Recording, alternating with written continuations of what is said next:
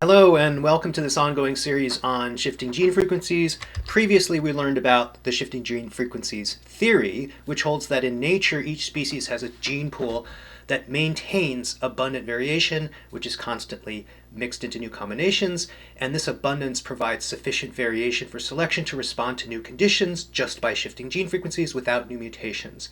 The Castle experiment with hooded rats, for instance, demonstrated the plausibility of this theory as new types of rats emerged by selection alone without new mutations. All of evolution, macroevolution, follows from this short-term process of shifting gene frequencies, or microevolution.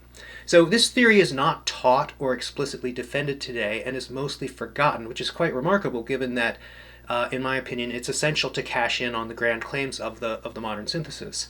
For instance, here's Meyer calling on this theory to reject the mutationist idea that the timing and character of evolutionary change reflects the timing and character of individual mutations that happen to arise and get established. Instead, he says that evolution always begins with selection in an abundant gene pool. Again, Meyer's theory here has been forgotten, but the language and forms of shifting gene frequencies continue to echo in evolutionary discourse because there is what I would call a shifting gene frequencies paradigm that remains beneath the surface. The shifting gene frequencies theory is the part that you can see, the part that's explicit, and the shifting gene frequencies paradigm is the part that is implicit. In this lecture, we're going to learn how to see this part down below the surface. So, when we think of the shifting gene frequencies as a paradigm, it represents a powerful way to make sense of the world. All right? The way to understand it is to go back 100 years or more to an era when there were no agreed answers to these very basic questions like what is evolution, how do I know if it's happened, where does evolution take place, etc. We had paleontologists looking at rocks, embryologists doing comparative anatomy and development. They were all arguing about things like whether function or form is primary, where do directions come from, and so on. And the shifting gene frequencies paradigm provides crystal clear answers to all of these questions. It's like putting on a paradigm. What I mean by a paradigm in this sense is that it's like putting on a pair of glasses and suddenly everything comes into sharp focus. Now the sharp focus that you're seeing may distort some things and it may block some things out of view completely, and we'll talk about that later, the origin process, for instance. But it still provides clear guidance, and that's what makes it powerful. And if you want, you could pause the video for a minute and think through what are the answers that the shifting gene frequencies paradigm provides. So, what is evolution? It's shifting gene frequencies. How do we know if it's happened? When there's been a shift at the population level. Not just a single individual is born or a single individual dies, but an aggregate shift. Where does evolution happen? What's the locale of causation? Well, evolution is shifting gene frequencies. It happens in a population because populations are the things with frequencies. How do I model evolution? You model it like a Newtonian system in which there's a population in a frequency space and it's getting pushed around by forces. What are the causes of evolution? Well, because evolution is shifting gene frequencies, the causes of evolution are the processes that cause shifts in frequency: selection, drift, migration, mutation. A process that causes larger shifts is a stronger force. Selection is the strongest, mutation is the weakest. How do I study these causes? Well, the only way that you can study causes directly is to be looking at a population while it's undergoing shifts in frequency. This could be a natural population, or it could be an experimental population, it could be a simulated population in a computer, or a population represented mathematically. Those are all valid theoretical and experimental ways to explore issues of causation. But if we're not looking at a population, if we're making phylogenies from sequences or studying development, we can only draw on the pre-existing principles of causation from population genetics. We can never add or subtract to them or work out how causal forces interact because that happens at the level of populations. Excuse me. Now, some of these answers provided by the shifting gene frequencies paradigm became explicit doctrines, like evolution is shifting gene frequencies, and others became hidden assumptions or soft prejudices. But in both cases, they exerted a powerful influence on the development of formal thinking, even though they did not always constrain informal thinking and verbal arguments. So, for instance, Meyer clearly disagreed with defining evolution genetically as shifting gene frequencies. He didn't go for that. But that doesn't mean the paradigm didn't exist. I'll argue at the end of the talk that most of the major challenges to the modern synthesis in the past 50 years can be understood productively as challenges to the sufficiency of this paradigm. And I'll mention this paper by Richard Michaud periodically here. So in this paper, he identifies the shifting gene frequencies theory as the hardcore of a population genetics research program per the philosopher of science Imre Lakatos. He says a lot of the same things I will say. For instance, evolution is movement in a frequency space. He says that, quoting right here. But I refer to a paradigm rather than a research program because I'm linking this to Dobzhansky's extrapolationism and to precepts of causation that are not specific to how population geneticists conduct research, but to how we think about evolutionary biology and the discipline more broadly. And I want to mention that because this is really a paradigm for population geneticists, it's central to our ideas about causation, but evolutionary biology has to have other paradigms or research programs. So, for instance, in phylogenetic and comparative studies, it's common to treat evolution as a series of discrete change events on a tree. And you can do this for any kind of characters, morphological or molecular, discrete or continuous. And we could go through the same list of paradigm-defining questions, right? What is evolution? In this paradigm, evolution is branching and character state transitions. Where does it take place? It takes place in lineages. How do we model it? We model it as a Markov chain of character state transitions embedded in a branching process. What are the causes of evolution? Well, they're whatever things cause character state transitions and branchings on trees. So I was once told by a quantitative geneticist operating within the shifting gene frequencies paradigm that if you don't have population variation, you don't have a trait to study. A similar rule applies in this comparative paradigm. If you don't have, except it's referring to between population or between OTU variation instead of within population variation. If you don't have OTUs with different versions of the same trait, you don't have material to work with in the comparative method. However, this is not seen as a competing paradigm. Again, we have kind of a tacit agreement in evolutionary biology that fundamental issues of causation are worked out within the shifting gene frequencies paradigm, but then you can take those principles and apply them at other levels. Okay, and the shifting gene frequencies paradigm remains influential. Here I'm going to refer you to a 2001 white paper that was endorsed by a bunch of professional societies, which states as fact that evolution is shifting gene frequencies and identifies selection and drift as the two main causes of evolution. One simply does not describe things this way if one's working from an alternative origin fixation paradigm. You just wouldn't say it that way. Instead, one would say evolution is a dual process of introduction and fixation, or introduction and sorting of variation. So, as I suggested earlier, this is where we get the idea that population genetics is the foundation of causal reasoning. So here I'm just quoting some people. Originally, Dobzhansky said, since evolution is a change in the genetic composition of populations, the mechanisms of evolution constitute problems of population genetics. And here's some more contemporary scientists. Lynch saying the litmus test for any evolutionary hypothesis must be its consistency with fundamental population genetic principles. What he's saying is, you can speculate all you want, but if you want it to be taken seriously, it has to be grounded in those principles that come from population genetics. And similarly, Sarkar, a scientist and philosopher of science, identifies this with intellectually respectable evolutionary theorizing. So why isn't ecology or molecular biology the foundation of causal reasoning? Well, once we've decided to define evolution and causation according to the shifting gene frequencies paradigm, it's simply a logical conclusion that population genetics is the foundation of causal reasoning. So what are some of the ways that this paradigm shapes evolutionary discourse? It makes populations the locale of causation and the place to study causes. It makes population genetics the basis of causal reasoning. It makes evolutionary genetics a theory of shifting gene frequencies from standing variation. It refers long-term evolution or macroevolution to this short-term process of shifting gene frequencies. It defines a currency of causation, the ability to make a little shift, and forces based on that. It excludes, remember I said that paradigm can focus on some things and exclude others. It excludes a two-step process of mutation proposes, selection disposes. It doesn't have the origination process. Or if we try to use the forces theory to understand the origination process, it gives wrong inferences. And it shifts our focus from the generation of variation to a pre-existing gene pool that maintains variation, which the population geneticist John Gillespie called this the great obsession. The great obsession of population geneticists is the maintenance of variation in the gene pool. So let's go into some of these things in a little bit more detail. And in particular, I want to talk about modeling and forces. So what does this submerged part of the iceberg look like for making models and talking about forces? Whenever you set up a model of motion in classical dynamics, you have to define what are the forces and what are the objects subject to forces and what are the boundary conditions and constraints. You have to decide which balls are on the table at the beginning. You can't determine the state of the system if a new ball might appear suddenly out of nowhere. So that's a classic Newtonian way of looking at things.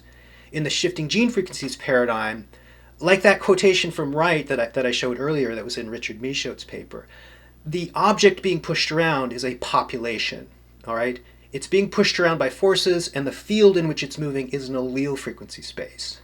So in the picture I've shown here, this is a carom billiards table which has sides with no pockets, and in formal language the boundaries of this table are called reflecting boundaries because the ball hits a boundary and comes back. But in population genetics, the boundary of a frequency space is an absorbing boundary in the sense that, if you get there, then you're stuck. But you never, in an infant population, you never get there. You just get closer and closer to it. So in this way of modeling, evolution is about movement in the interior of a frequency space. And we'll return to this important point later. So let's take this apart. So here's a familiar difference between a normal or wild type hemoglobin and sickle cell mutant hemoglobin. And these are called alleles. And when I talk about a frequency or an allele frequency, I mean a frequency of an allele in a population of individuals, and the frequency of one allele relative to another allele. And population genetics is all about allele frequencies. So a simple example would be the mutation selection balance equation, which was solved 100 years ago by theoreticians who were trying to understand why doesn't adverse selection cause genetic diseases to disappear from the population. And the answer is simply that in a sufficiently large population, the frequency reaches a balance point. The recurrent mutation is pushing it up and selection is pushing it down. And eventually you come to an equilibrium point, an equilibrium frequency, and it's typically a very small number that's much closer to 0 than to 1 because mutation rates tend to be very small.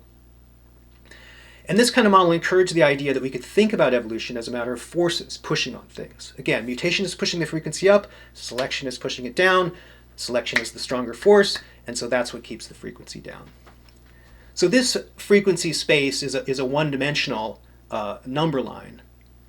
But we can also easily think of a two-dimensional space like this. So the population has a frequency of the A2 allele. So we can think of the horizontal axis as the frequency of A2 versus A1, going from 0 to 1, and think of the vertical axis as the frequency of B2 versus B1, going again from 0 at the bottom to 1 at the top.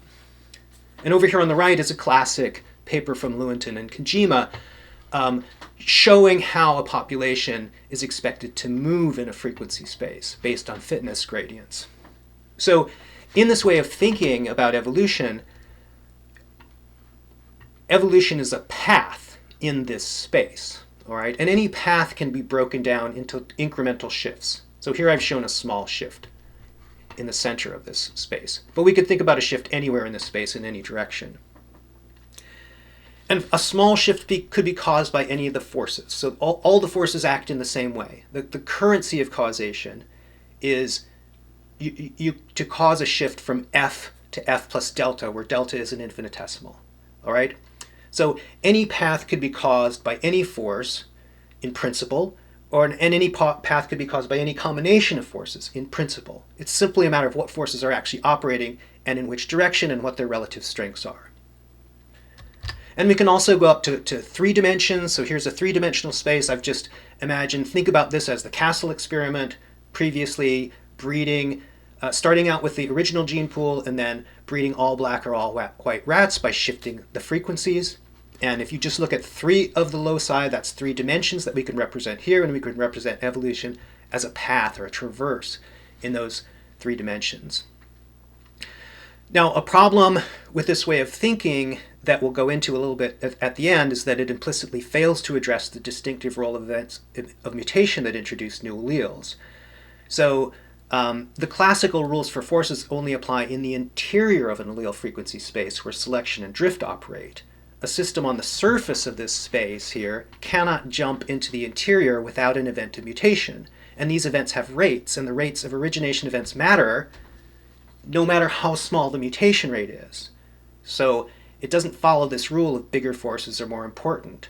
In the case of origination events, it doesn't matter how small the rate of mutation is, it still matters that you need origination events. And we'll return to this problem at the end. So briefly, I want to mention two critical applications of the shifting gene frequencies paradigm. So the first one is that Haldane and Fisher used their mutation selection balance model to address the possibility that mutational tendencies could be influential. And Fisher called these theories in his first chapter of his 1930 book, Theories Worked by Mutation. And their argument was based on comparing the sizes of forces and drawing on their mutation selection balance model. And Haldane made this kind of general conclusion that mutation determines the course of evolution only in regards to factors of negligible advantage or disadvantage to the species, that is, neutral characters. It can only lead to results of importance when its frequency becomes large. And Fisher drew a more dramatic conclusion that once you understand how population genetics works, then you don't need to think about where the mutations come from. You just focus on selection. So their argument was mutation, these theories in which mutation influences the direction of evolution can be ruled out because mutation is a weak force because mutation rates are so small. It would take large mutation rates, abnormally large mutation rates unopposed by selection in order for mutation to have an effect.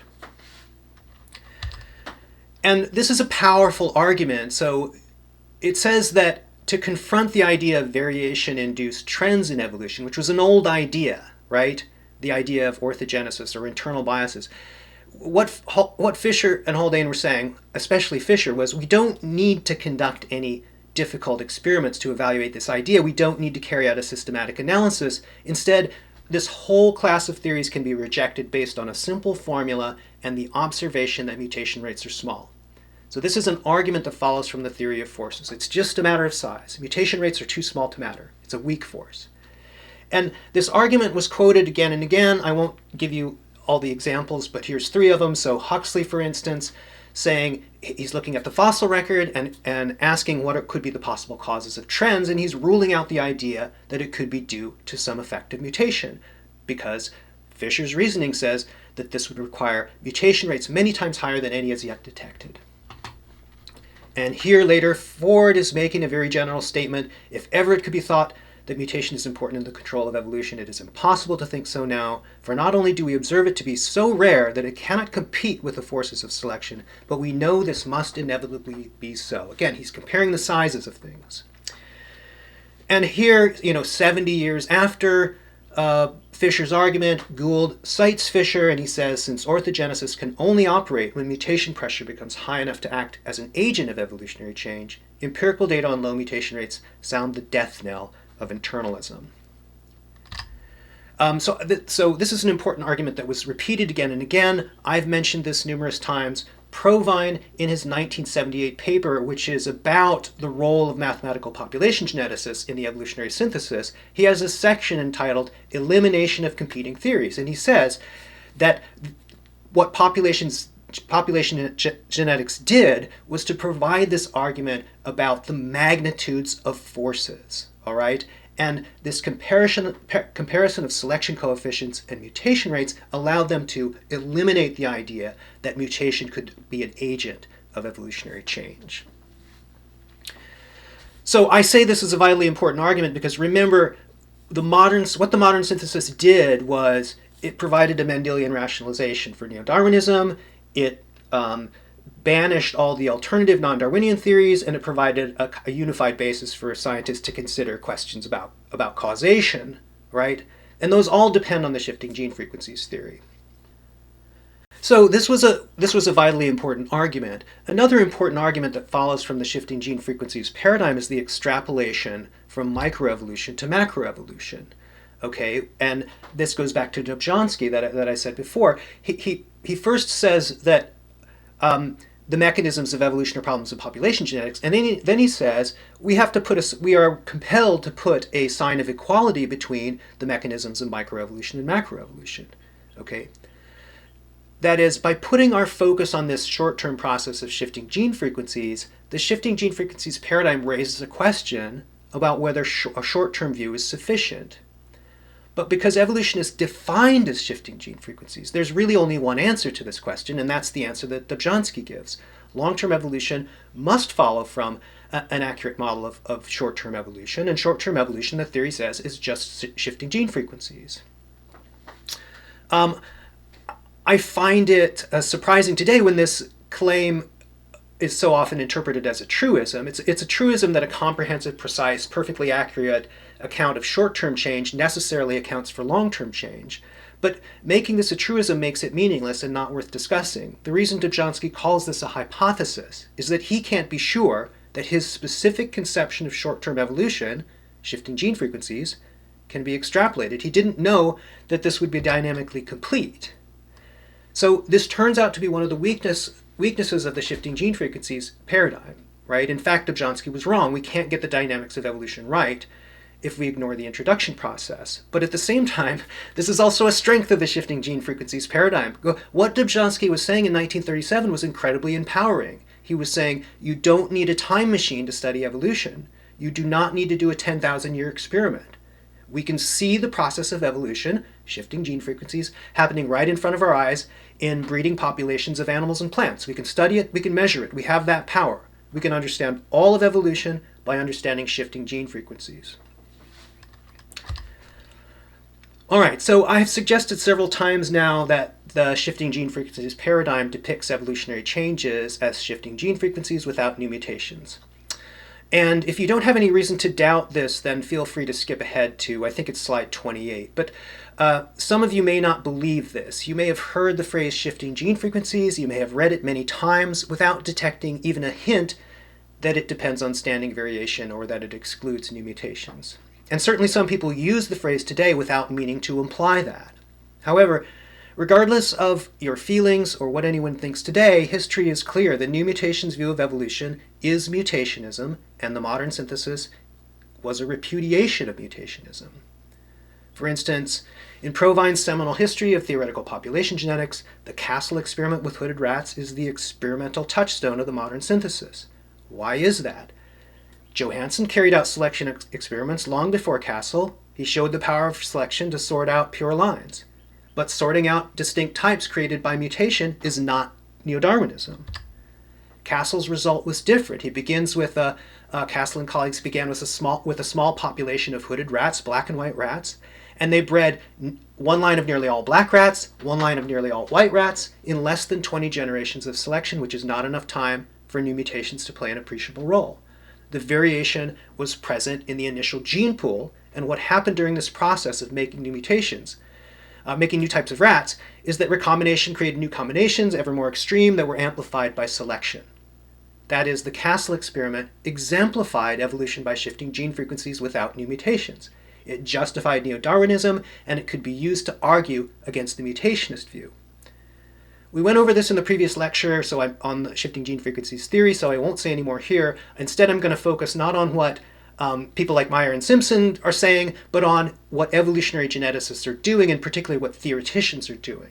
Did theoretical modelers treat evolution as shifting gene frequencies without new mutations? I love to cite this book from 1977 from Anthony Edwards. It has hundreds of equations in it, but there's no mutation rates anywhere in the book, all right? And the reason is they're not important when evolution is treated as a process that begins with abundant variation. If all the alleles relevant to the outcome of evolution are present in the initial population, then subsequent mutation is utterly unimportant because mutation rates are so small. Lewontin made a similar kind of statement in his 1974 book that there's no results in deterministic theory that depend on small amounts of migration and none that depend on mutation. Rates of mutation only appear in classical theory well, not only, but the main role of mutation rates in classical theory where they're important is in arguments about load or arguments about mutation selection balance. Another sign of this is that origin fixation models, which today represent a major branch of theory, did not emerge until 1969. So again, they're a major branch of theory with many applications to problems like these shown here on the right of this figure, which is from a review that David McCandlish and I wrote in 2014. So there are blocks of papers from dozens to hundreds in each one of these triangles about the mutational landscape, Fisher's geometric model, and so on, phylogenetic models, that are based on the origin fixation formalism. And the probability of fixation goes back to Haldane, 1927, but putting that together with a rate of origin to make an origin fixation model didn't happen until 1969 in the midst of the molecular revolution. This kind of model was proposed to provide a way to relate rates of molecular sequence change to rates of mutation. And for a long time, this idea of looking at evolution as a kind of Markov chain of origin fixation events was very much associated with neutral evolution. It was only not until the 80s and 90s when people interested in adaptation began to use this way of thinking. So it was very common for scientists in the 20th century to believe that evolution happens from standing variation, and they also believed that this had been proven in some way. So here is a textbook from 1990 that says the role of new mutations is not of immediate significance in practically all populations. Now, the breakdown of this classic view has happened without sufficient recognition, so that many evolutionary biologists have never heard about it. For those listeners who need to hear this from some kind of authority figure, I'm now going to call on some eminent theoretical evolutionary geneticists who have said exactly the same thing I'm saying, including Daniel Hartle, Mark Feldman, and Graham Bell, who just retired recently after a long career of science and leadership. So here, Yedid and Bell draw a distinction between a short-term process of sorting out existing variation and a long-term process in which new genotypes arise by mutation. And they equate this first process with the mathematical theory of population genetics. That is, they say population genetics is the theory for sorting out pre-existing variation. And if we want to go beyond that, we need something else, something beyond population genetics. In this paper from 1998, Daniel Hartle and the mathematician Clifford Talbus describe the distinction slightly differently. They say that in classical models, there are alleles with stipulated effects in the initial gene pool, but then there's also a second class of model. This is the class of molecular evolution models, that emphasize neutrality, in which new mutations are allowed, but the mutations are assumed to be selectively neutral or nearly neutral. And as you might expect, in this paper, Hartle and Talbus are going to use that second class of model, but they're going to put adaptive mutations in there, beneficial mutations. And the most general statement that I'd like to quote is from Eschel and Feldman. So they say this in a way that strikes me as very general and also accurate. So there's a short-term process that begins with a fixed set of genotypes and ends with a stable equilibrium, a cycle, or chaotic behavior. And that's just standard language when you're talking about dynamic models. They're either going to go to equilibrium, they're going to enter into oscillation, or they're going to go into chaos. All right? And then they say that in addition to those short-term dynamics that are based on sorting out the alleles that are present in a population, there's another process that takes place on a longer time scale where new mutations are introduced and they disrupt the equilibrium, they disrupt whatever state the system was in, and it readjusts and reaches a new state. And they say, since the time of Fisher, an implicit working assumption in the quantitative study of evolutionary dynamics is that qualitative laws governing long-term evolution can be extrapolated from results obtained for the short-term process. We maintain that this extrapolation is not accurate. The two processes are qualitatively different. Now, these quotations suggest both that the shifting gene frequencies paradigm was kind of a limiting paradigm in the 20th century, but also that contradictions were piling up as the 20th century came to a close. However, paradigms like this don't just get killed off by contradictions or important findings or crucial experiments.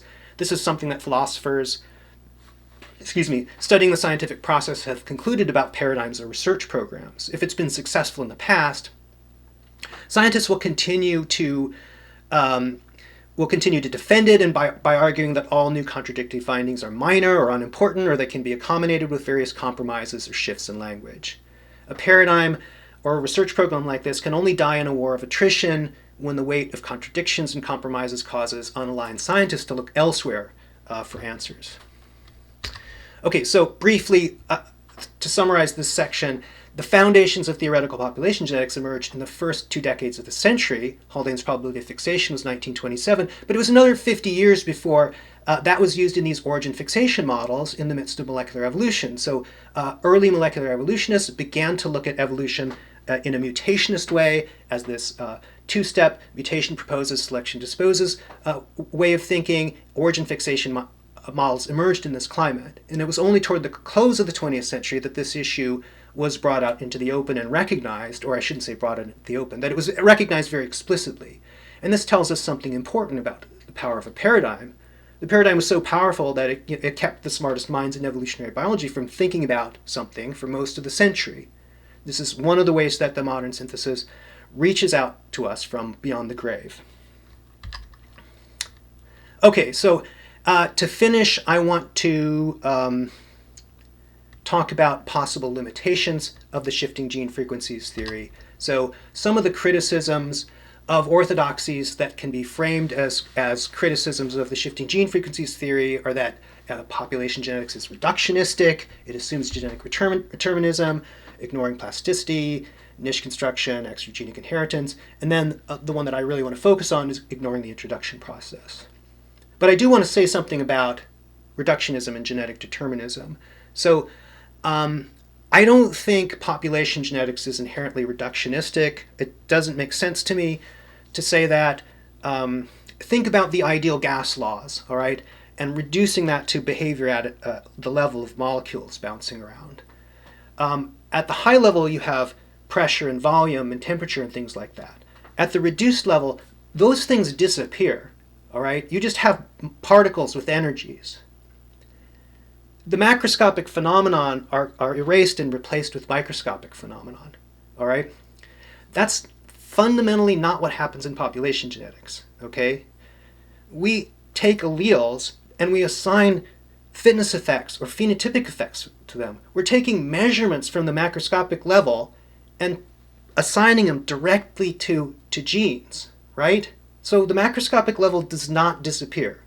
It's not reduced to lower level laws. All right, it's directly assigned to allelic effects. That's fundamentally not the same thing as reductionism. What about genetic determinism? I'm not as sure about that, but I don't think so. I tend to think about, let's go back to that phylogenetics paradigm. So it's certainly the case that in some approaches, molecular sequences are just informational molecules and they don't have any meaning. So if you're doing some comparative analysis of bird traits adapting to high altitude, you might use a phylogeny from some molecule like ribosomal RNA or cytochrome C that you don't care about at all. The evolution of that molecule means nothing to you. You're just using it to track lineages so that you can make a tree, and then you're going to do your analysis based on the tree. So you would use those sequences even if genes were not determinative. If they were just barcodes that changed periodically, you would use them to track lineages. And in fact, that's an experimental technique in population genetics. You put barcodes in your population so that you can track different lineages, all right? Those barcodes are just informational. They're not causative. They're not causing traits. In fact, you put them there specifically because they're not causing traits, but you still track them. I think if DNA were arbitrarily related to phenotypes, but we're just tracking lineages, we would still want to use it in this way. Now, I'm not sure that this is a good argument. I think it's a little bit superficial, but I don't think it's necessary to assume genetic determinism. I think it doesn't matter which way causation goes. Like if my earlobe or my finger wrote a little description of itself in DNA in a language that we didn't understand, we could still track that language. We could still get the sequences and track the changes over time and use that to track lineage changes. So I don't think population genetics is reductionistic. I think that's clear. Whether it depends on genetic determinism, I'm not so sure about that. I believe that plasticity-led evolution, and niche construction do represent things that go outside the shifting gene frequencies theory. I'm not sure how far they go outside. I don't think you necessarily have to change things as opposed to adding things on in order to accommodate niche construction. Although I think it does change a little bit how we have to look at causes of things. I think we might have to include the agency of organisms in some way to accommodate niche construction. Because of course you have to add to your description of shifting gene frequencies some external factor in the environment that organisms can change in a systematic way and which then feeds back on their fitness. Of course, if you're ignoring some form of inheritance, like extragenic inheritance, then that goes outside shifting gene frequencies. But if it's just some other kind of inheritance system, there's no reason why it shouldn't follow that same paradigm of shifting gene frequencies. The problem with the kinds of extragenic inheritance that people are talking about is that they're environmentally responsive. And so again, you need to have some factor that represents the environment, and it feeds back into DNA in a way that's not the same as just selection, for instance. But the biggest problem, I think, is ignoring the introduction process.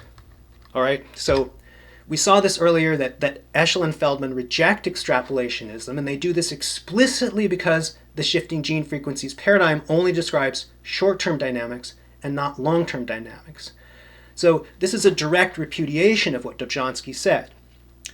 But the problem gets even worse than this. So the same year that Eshel and Feldman were making their argument, we were arguing that biases in the origination process can impose biases on the outcome of evolution in a way that directly contradicts the Haldane-Fisher opposing pressures argument, because we can see effects of biases in mutation that don't rely on neutral evolution, and they don't rely on high mutation rates. It's an effect of this arrival bias, or bias in the introduction of variation. So if you follow my work you already in any way, you know this story. So we proposed the theory in 2001, and in the past 5 years, we and others have built up an empirical case based on laboratory studies and natural adaptation traced to the molecular level. So this is not just a theoretical argument. We have real results that fall outside the shifting gene frequencies paradigm and which contradict this Haldane-Fisher opposing pressures argument.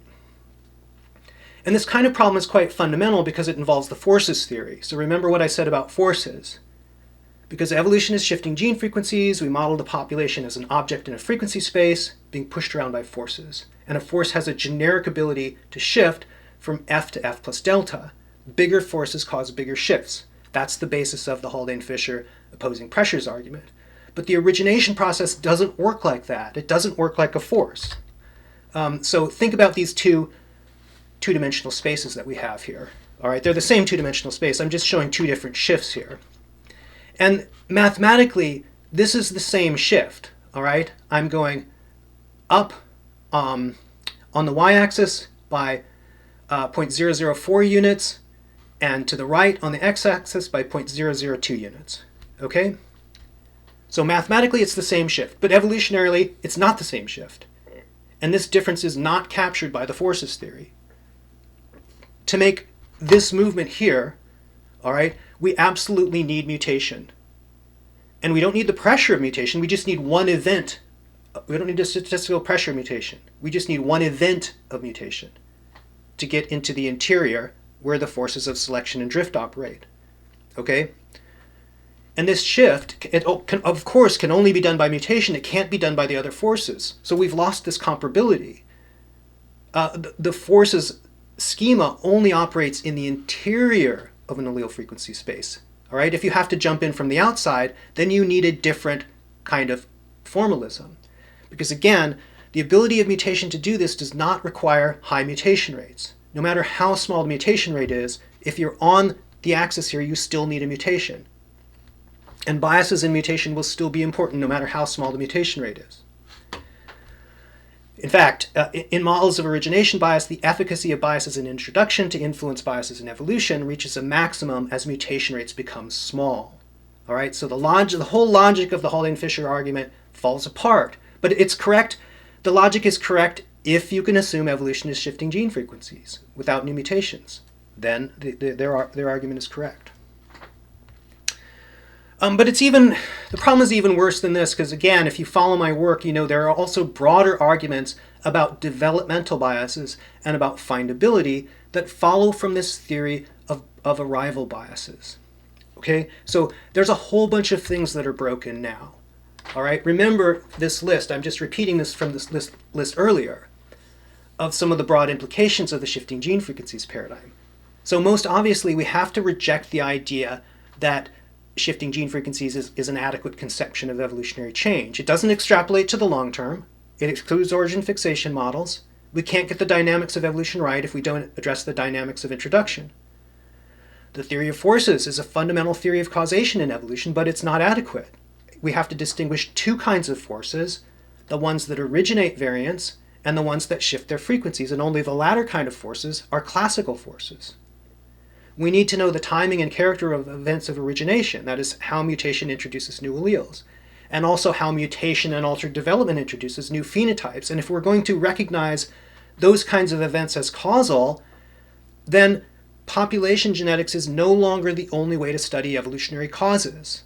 Okay? If you're studying mutation or mutation and altered development, you are now studying an evolutionary cause, right? If we study the perturbation of development by mutations, that would be a way to study the basis of evolutionary dynamics.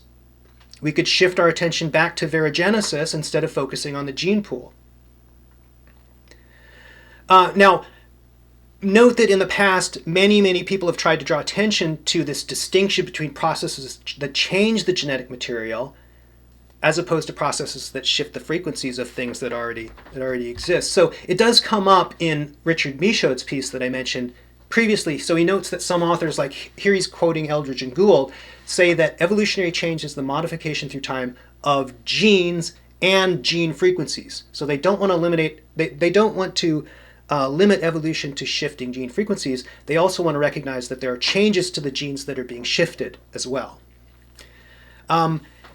And so it's clear that Michaud would be ready to, on this basis, to declare that this shifting gene frequencies approach is inadequate. He's actually making a somewhat subtle argument on this page. So what he's saying is that he's talking about polyploidy and whether it shifts gene frequencies or not. So think about a lineage going through time, and it has some evolutionary dynamics that we might be able to describe by shifting gene frequencies. And there's some point in time where it undergoes a polyploidy event. What Michaud is saying here is that that doesn't necessarily shift gene frequencies, just having a polyploidy event by itself, right? And so if the shifting gene frequencies theory is sufficient, it might still be adequate if this event of polyploidy doesn't actually change the dynamics. But in fact, it might change the dynamics, he's saying here. And if that's true, if these events change the dynamics of evolution, then that would mean that the shifting gene frequencies paradigm is inadequate. So it's clear that he would be open to rejecting the paradigm on the basis of dynamics that don't follow from shifting gene frequencies. So, that was way back in 1981. It was not possible at that time. Today we can make a convincing theoretical and empirical argument that a view based solely on forces that shift frequencies is dynamically insufficient, and that argument was not possible in 1981. All right, it's time to wrap up here. The shifting gene frequencies paradigm is like a powerful pair of glasses. You put them on and lots of things shift into sharp focus, but other things are blocked out. We went through some of these already. And as I said, some of these answers became established doctrines that were repeated in textbook after textbook. Other ones became sort of implicit in the way that we do our business as evolutionary biologists. I would argue, although I don't have a lot of time to do it today because I'm trying to wrap up, that many of the post-synthesis challenges or controversies can be understood as challenges to the sufficiency of the view of causation as population genetic forces. So, for instance, in the 1960s, biochemists began looking at comparing molecular sequences, comparing protein sequences, basically began to think as mutationists. They began to look at evolution as this mutation fixation process. And this led to a kind of new way of thinking of evolution as this Markov chain of mutation fixation events. That led to origin fixation models. It stimulated the neutral theory, although I think the neutral theory had this effect of like sucking all the attention away to neutralism, although neutralism was not the issue.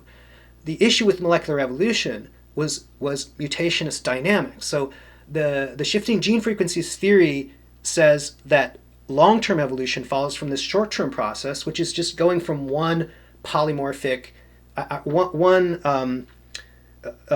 equilibrium distribution, polygenic equilibrium distribution, to another one, right? And if you extrapolate that out to the long term, what does that look like for the rate of protein evolution? Well, it wasn't really clear at all, right? So the shifting gene frequencies theory didn't really provide guidance for that. people had to come up with new ways of thinking.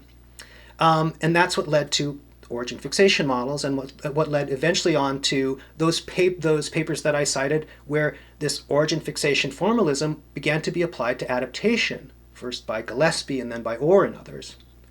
And our work on this has shown that if you start treating evolution as a mutation fixation process, then biases in origination become important in a way that Haldane and Fisher did not understand, and which can't be understood under the shifting gene frequencies paradigm. So that implicates developmental bias, and it also implicates self-organization. So of all the things in this list, there's most of them are connected in some way to new possibilities that we can begin to see and understand. Actually, let me rephrase that. Most of these challenges or controversies have a component that we can map into an alternative paradigm that's not the shifting gene frequencies paradigm. That's something more like an origin fixation paradigm. Okay, so there's a lot more to say about that. I will hopefully say more about it in the future. So the playwright George Bernard Shaw once said that the single biggest problem with communication is the illusion that has taken place. And likewise, the single greatest barrier to resolving issues in evolutionary theory is the illusion that they were already resolved by some magical automatic process. It doesn't happen, all right? It hasn't happened. We have never learned the lessons of the molecular revolution. So don't let anyone tell you that we've moved on from the modern synthesis, or that we've left behind old ways of thinking that assume evolution from standing variation. We haven't, okay? It's right here in this white paper from 2001 with shifting gene frequencies. These issues will never be resolved until there's explicit attention to resolving them. So, for instance, we need to rethink the idea of forces within a broader conception of evolutionary change. In a future screencast, which might not happen for a long time, I hope to offer some thoughts on that. So for now, I'm going to stop. Thank you very much for listening.